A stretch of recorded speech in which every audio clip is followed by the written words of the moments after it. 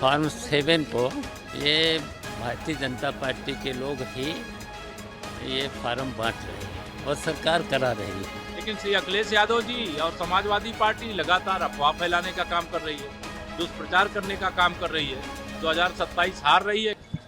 देखिए, फॉर्म 7 को ये भारतीय जनता पार्टी के लोग ही ये फार्म बांट रहे हैं और सरकार करा रही है।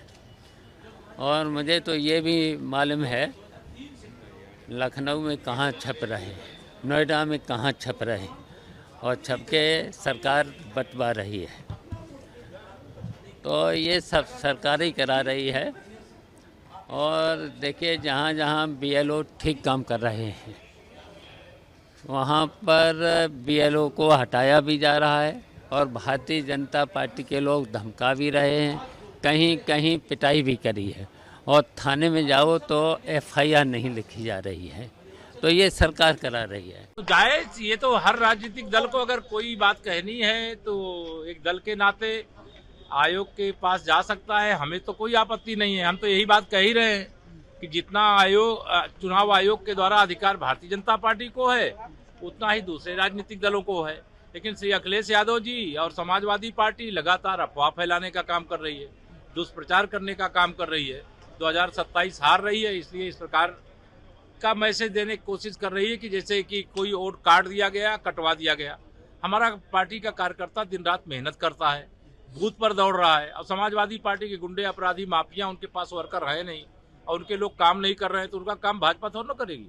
देखिए, फॉर्म 7 का जो दुरुपयोग हो रहा है उसकी हम लोग उसको बताने हम लोग आज चुनाव आयोग जाएंगे। ज्ञापन हम चुनाव आयोग को सौंपेंगे कि फॉर्म 7 का दुरुपयोग को रोकना चाहिए। लगातार हर क्षेत्र से ऐसी खबरें आ रही है कि PDA समाज के लोगों का वोट काटा जा रहा है।